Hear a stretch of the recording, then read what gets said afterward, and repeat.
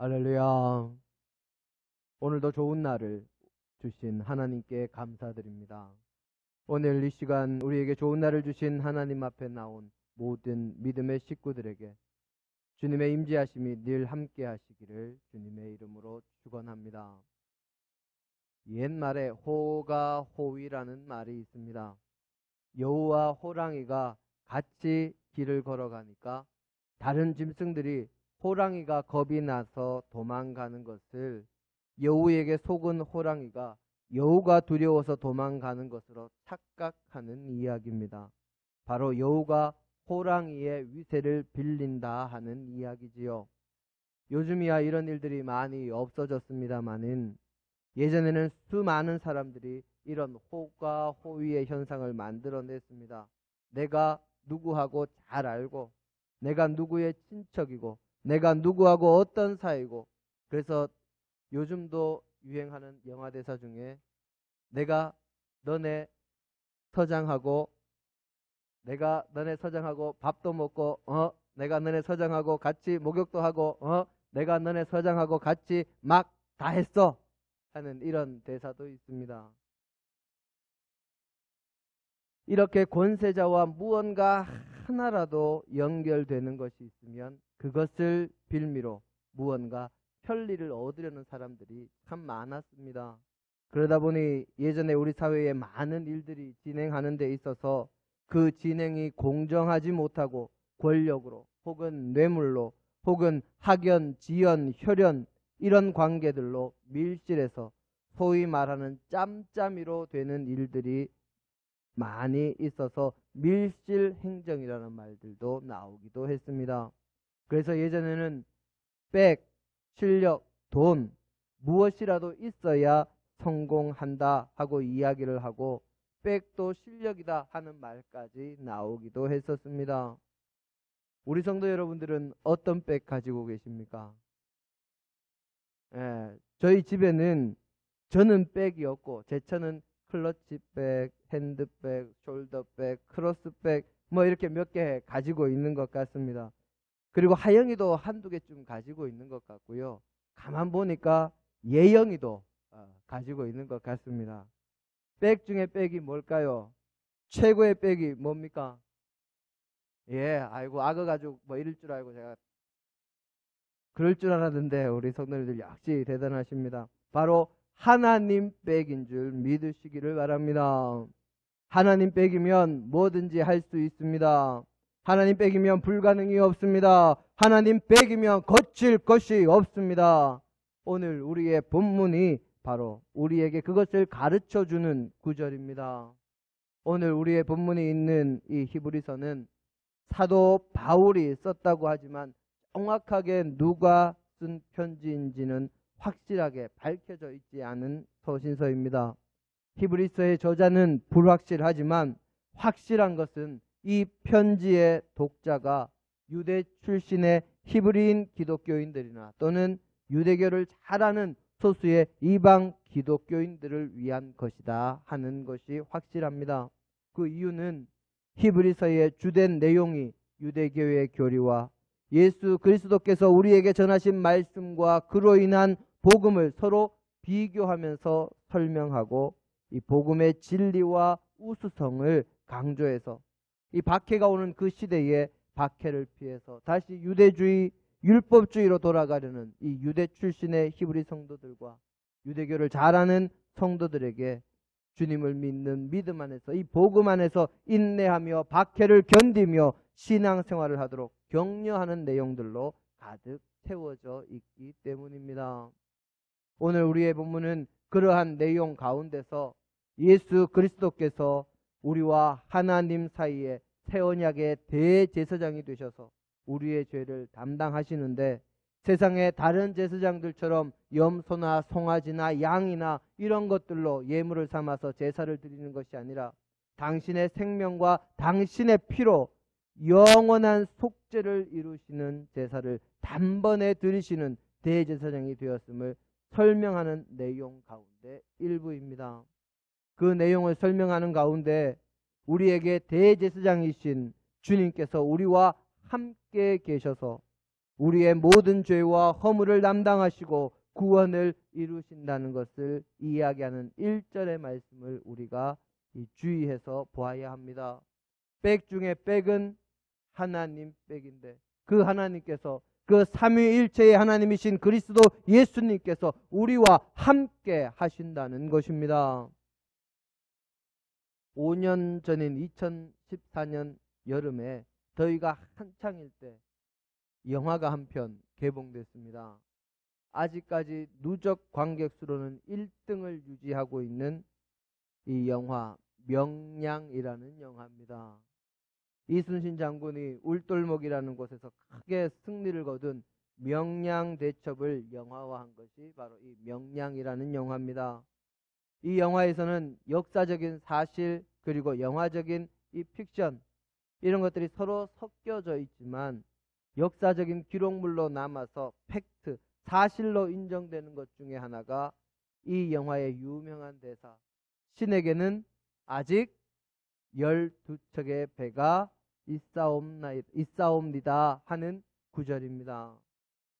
임진왜란 당시에 이순신 장군이 이 다른 사람들의 모함으로 인해서 감옥에 투옥되어 있을 때 조선의 수군이 왜군에게 아주 철저하게 패배합니다. 처음에 전쟁이 시작될 때 전쟁 준비도 제대로 되지 않았던 조선의 수군이 왜군에게 패배하고 나니까 남은 숫자가 얼마 되지 않습니다. 이 수군이 패배한다는 소식을 듣고 이순신 장군이 이제 수군으로 다시 복귀하게 됩니다. 그런데 당시 조선 수군의 열악한 환경과 얼마 되지 않는 수의 수군만 남은 것을 나중에 알게 된 선조가 괜히 바다에 미련 가지다가 바다나 육지나 다 군대가 약해지기보다 차라리 바다를 포기하고 육지의 전쟁에 집중해서 왜군을 물리치자 하는 의미로 수군을 버리고 육군에 합류하라는 명을 이순신 장군에게 내렸을 때, 그때 이순신 장군이 왕에게 올린 장계에 나오는 구절이 바로 신에게는 아직 12척의 배가 있사옵니다 하는 구절입니다.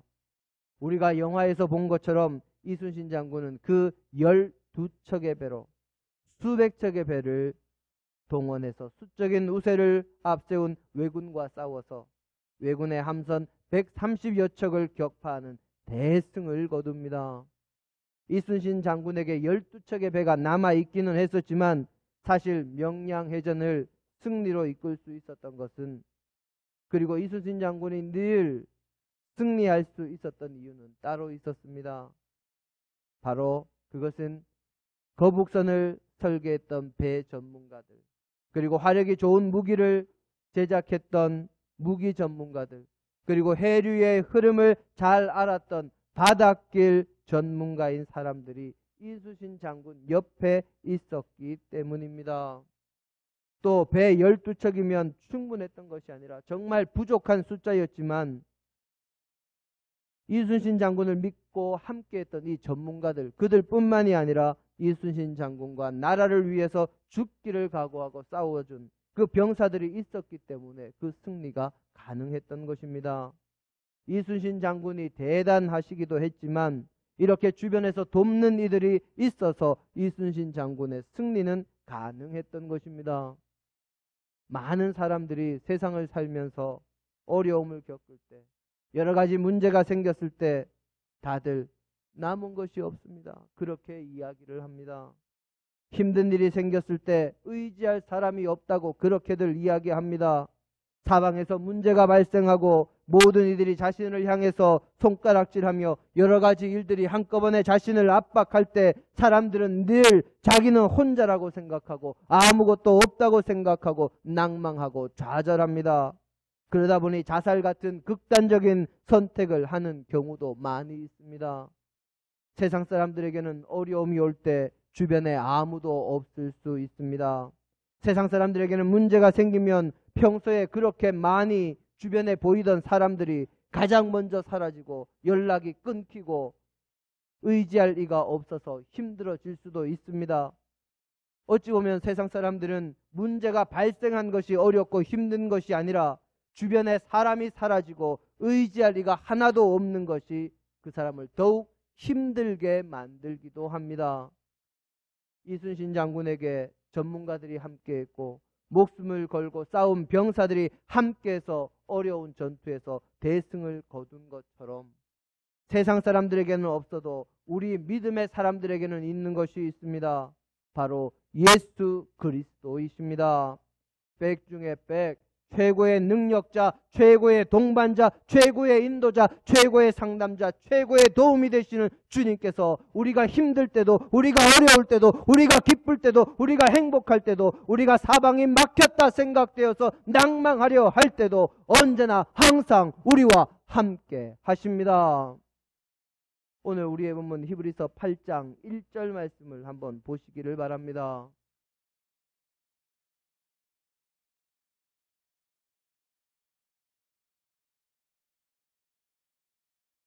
우리 함께 보겠습니다. 지금 우리가 하는 말의 요점은 이러한 대제사장이 우리에게 있다는 것이라.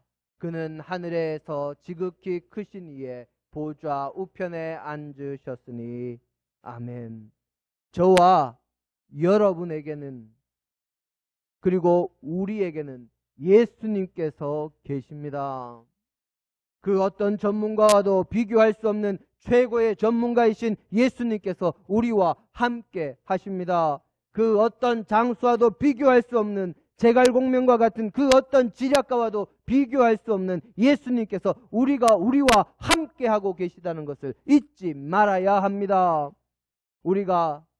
우리의 인생이 바닥에 내려갔을 때라도, 아무것도 남아있지 않은 것 같은 때에도 나에게는 예수님이 있다 하는 오늘 우리의 본문 말씀을 기억하시기를 바랍니다.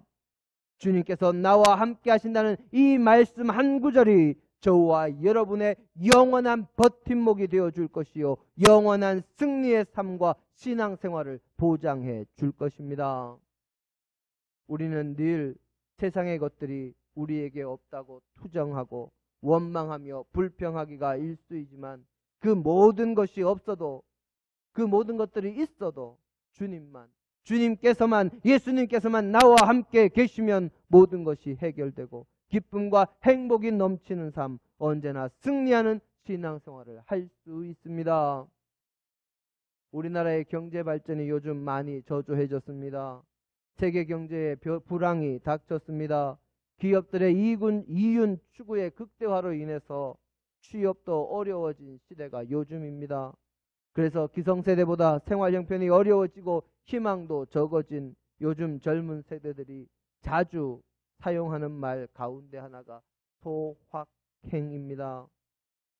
이 소확행이라는 말은 일본의 한 작가가, 수필 작가가 자신의 집에서 장롱에 서랍을 열었을 때 깨끗하게 빨아서 가지런하게 정돈된 속옷들이 이렇게 나란히 있는 것을 보면 자신은 작지만 확실한 행복을 느낀다며 그것을 줄여서 작지만 확실한 행복, 소확행이라고 그렇게 말한 데서 유래한 말이 이 소확행입니다.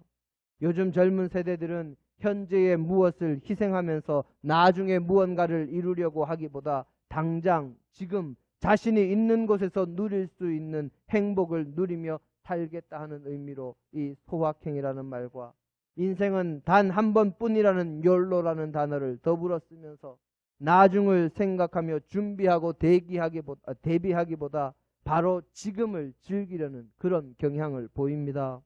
이런 젊은이들이 소소한 행복이라고 하는 것을 보면 치킨 한 마리 시켜서 맛있게 먹는 것, 또 예쁘고 맛있는 카페에서 커피 한 잔 여유 있게 마시는 것, 또 자신의 아이들의 웃음소리 또는 반가운 사람들과의 만남, 자신을 위한 작은 것들을 소비하는 이런 것들을 통해서 이 젊은 세대들은 작지만 확실한 행복, 소확행을 얻고 누린다고 그렇게들 이야기를 합니다. 하지만 이런 것들을 통해서 얻고 누리는 소소하지만 확실하다는 행복은 정말 찰나의 순간에 불과합니다. 세상의 것들을 가지고 기쁨과 행복을 누리는 것은 정말 잠깐 스쳐 지나가는 것에 불과합니다. 권세도 명예도 많은 물질도 그러하고 소확행이라는 이름으로 이야기되는 예쁘고 커피를 맛있게 내리는 카페에서 즐기는 커피 한 잔으로 만약 행복하다면 그것을 다 마시고 난 후에는 어떠하겠습니까? 치킨 한 마리로 행복하다면 그것을 다 먹고 난 다음에는 어떻겠습니까? 자신을 위한 작은 소비와 지출에서 행복을 느낀다면 그 물건을 사고 나서 행복한 느낌이 시간이 조금 지나면 금방 적어질 터인데 그러고 나면 어떻게 하겠습니까? 금방 또 다른 행복을, 나에게 위안을 줄 수 있는 것을 또 찾아야 합니다. 다시 새로운 행복을 찾아야 하고 다시 내게 소확행을 줄 수 있는 것들을 찾아 나서야 합니다. 끊임없이 소비하고 끊임없이 또 다른 행복을 찾아야 합니다. 그러다 보니 그저 1차적인 것, 눈앞의 것만을 계속 쫓아가게 되고 늘 온전한 기쁨과 행복을 누리지 못하고 의미도 없이 바쁘기만 하고 피곤하기만 한 삶을 살아가는 것이 요즘의 세태입니다. 하지만 그런 마음 속에 우리의 주님께서 좌정하시면, 예수 그리스도께서 계시면, 성령님께서 함께 하시면, 하나님께서 그의 마음을 주장하시면 그런 것들이 없어도 행복할 수 있고 기쁠 수 있고 그 기쁨과 행복을 확실하게 누릴 수 있습니다.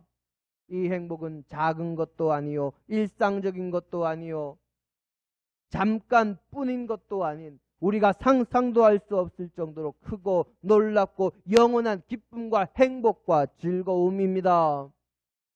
이 진리를 알지 못하고 이런 믿음이 없으니 젊은이들이, 그리고 세상 사람들이, 믿는다고 하는 사람들까지도 세상을 살면서 신앙생활을 하면서 세상의 것들만 바라보고 세상적인 것들에만 가치를 두고 세상의 것들을 얻는 데에만 열심을 내며 살아가는 것입니다. 그런 목적을 가지고 세상을 살고 그런 목적을 가지고 신앙생활을 하다 보니 나라의 경제가 어려워지고 사회적인 여건이 나빠지고 그것이 개선될 여지가 잘 보이지 않으니 늘 희망이 없고 기쁨이 없고 즐거움이 없고 행복이 없고 아무런 보람도 없다 느끼며 그저 의미 없이 바쁜 생활을 한다고 생각하고 낭망하며 그저 세상적인 것, 내가 마음대로 할 수 있는 작은 그런 소소한 것, 자기가 마음대로 할 수 있는 작은 행복만을 추구하며 살아가는 것입니다. 우리 하박국서 3장 17절로 18절의 말씀을 함께 보기를 원합니다.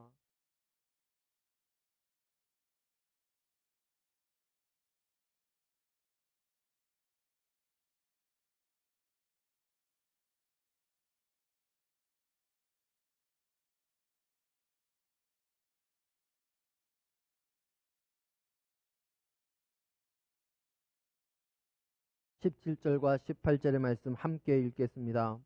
비록 무화과 나무가 무성하지 못하며 포도나무에 열매가 없으며 감람나무에 소출이 없으며 밭에 먹을 것이 없으며 우리의 양이 없으며 외양간에 소가 없을지라도 나는 여호와로 말미암아 즐거워하며 나의 구원의 하나님으로 말미암아 기뻐하리로다. 아멘.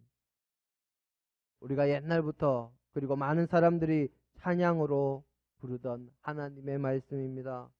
무화과 나무 잎이 마르고 포도 열매가 없으며 감람 나무 열매 그치고 논밭에 식물이 없어도 우리의 양떼가 없으며 외양간 송아지 없어도 그렇게 이야기합니다.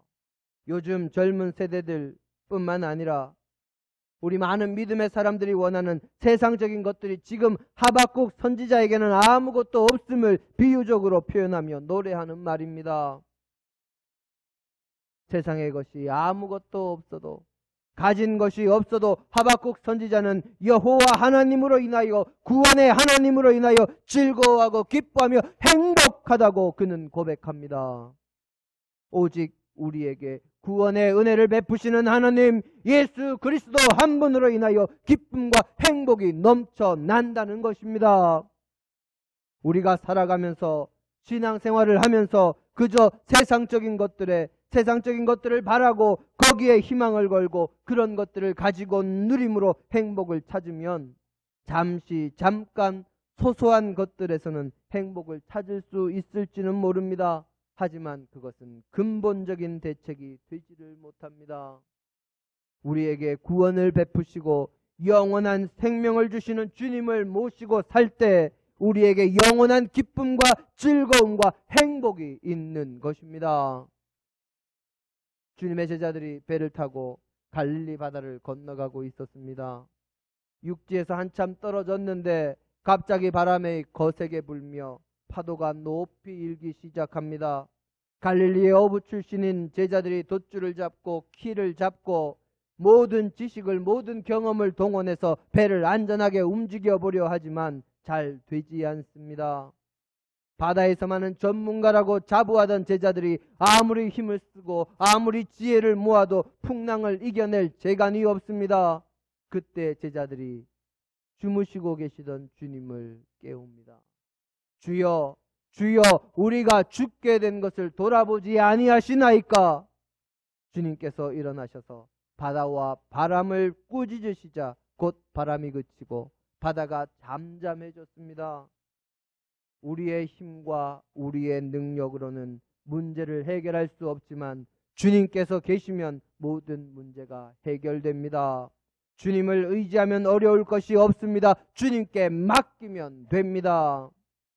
모세가 왕궁에서 자라나서 왕궁에서 많은 지식을 배우고 여러 가지 호신술도 배우고 힘과 지력에서 자부심을 느끼며 자신의 동족인 종살이하는 히브리인들을 도우려는 마음을 가졌습니다. 하지만 자신의 힘과 능력과 지혜로 종살이하는 자신의 동족들을 도우려고 했을 때 그는 살인자가 되었고 사람들의 눈을 피해서 미디안 광야로 도망할 수밖에 없었습니다. 하지만 그가 하나님의 부르심을 받아 하나님의 도구로 섰을 때에는 애굽의 바로 왕의 어떤 여러 가지 방해에도 불구하고 이스라엘 백성들을 해방시키는 위대한 출애굽의 역사를 이루어내는 위대한 민족 지도자가 될 수 있었습니다. 하나님께서 함께 하시고 하나님의 능력이 모세와 함께 했을 때 모세는 10가지의 재앙을 이 애굽 땅에 내리는 엄청난 권능을 보이면서 출애굽을 이끌었을 뿐만 아니라 홍해까지 가르고 이스라엘 백성들을 구원하는 위대한 역사의 주인공이 되었습니다. 내가 하면 할 수 없지만, 내가 하면 실수하고, 내가 하면 실패하고, 내가 하면 불완전하지만 내가 아니라 주님의 능력이면 됩니다. 주님께서 하시면 됩니다. 아브라함이 하나님의 말씀에 의지해서 길을 떠났습니다. 하나님께서 그와 그의 후손에게 주실 그 가나안 땅에 아직 죄악이 가득 차지 않은, 죄악이 관영하지 않은 가나안의 7 족속들이 정착해서 살고 있었습니다. 그곳에서 몸부쳐 살 곳을 찾아서 남쪽으로 이동하며 그하던 중에 기근 가뭄을 만납니다. 기근을 피해서 애굽으로 가서 얼마 동안 살 생각을 하고 내려가는 길에 아브라함이 자신의 지혜로 아내인 사라에게 이렇게 이야기합니다. 당신이 미인이니 내 누이 동생이라 하라. 그래야 당신을 뺏기 위해 나를 죽이려는 사람이 없으리라. 하지만 오히려 그 말로 인해서 애굽의 바로 왕에게 아내를 빼앗기게 됩니다. 결국 아브라함이 할 수 있는 것은 하나님께 기도하는 것밖에 없었습니다. 그때 하나님께서 함께 하셔서 바로 왕에게서 아브라함이 아내를 되찾을 뿐만 아니라 많은 재물도 얻을 수 있었습니다. 인간의 지혜로는 안 되지만 하나님께서 그와 함께 하시니 모든 문제가 해결되었습니다. 내 지혜가 아니라 하나님께서 함께 하셨기에 가능했던 일입니다. 세상의 것을 바라보면, 세상의 것에서 기쁨을 찾으면, 세상의 것들을 의지하면, 사람을 의지하고 사람의 지혜를 의지하고 사람의 능력을 의지하고 물질과 권세와 세상의 쾌락을 추구하면 결국 잠깐의 것을 누릴 수 있을지는 모르지만 결국에는 전도서의 전도자의 말처럼 모든 것이 헛되고 헛된 것이요 잠시의 시간이 지난 후에는 아무것도 남지 않습니다. 그리고 세상의 것으로는 아무것도 할 수 없고 아무런 도움도 되지 못합니다. 희망이 없다고 느껴질 때, 기쁨이 없다고 생각될 때, 어려움을 이겨낼 수 없다고 낙심될 때, 즐거움과 행복이 세상의 것들로만 인한 것이다, 그렇게 잘못 생각될 때, 그때 주님께서 우리에게 계십니다. 그 주님을 믿고 주님께 맡기고 주님을 의지하며 주님께 마음의 문을 열고 주님을 우리의 마음속에 모시면 주님께서 우리와 함께 하시고 모든 문제를 해결하시며 우리의 영원한 소망이 되시고 모든 즐거움과 행복의 근원이 되어 주십니다.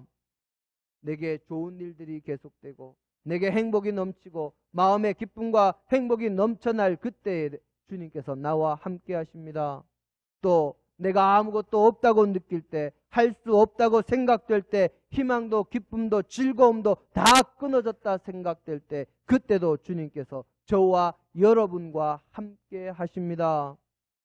주님께서 나와 함께 하신다, 이것만 확실하면 언제나 우리의 삶의 기쁨이, 행복이, 그리고 행복이 넘쳐날 것이요 희망이 넘쳐날 것입니다. 저에게는 예수님이 계십니다. 여러분에게는 무엇이 있습니까? 예수님께서 항상 내 마음속에 계십니다 하고 언제나 어디서나 고백할 수 있는 저와 여러분이 되시기를 주님의 이름으로 축원합니다. 그래서 주님으로 인한 기쁨과 행복이 늘 함께하는 저와 여러분의 삶이, 신앙생활이, 그리고 영원한 소망이 함께하기를 주님의 이름으로 간절히 축원합니다. 함께 기도하십니다. 아버지 하나님, 저희가 세상을 살면서 무엇을 의지합니까? 무엇을 바라보며 살아갑니까? 무엇을 원하며 살아갑니까? 우리에게 무엇이 있기를 원합니까? 아버지여, 오직 예수 그리스도 한 분만 바라보게 하옵소서. 그리고 주님께서 내게 계시다 하는 것을 믿고 언제 어디서나 담대히 나아가며 세상에서 승리하는 삶을 살아갈 수 있도록 역사하여 주옵소서. 예수님 이름으로 기도드립니다. 아멘.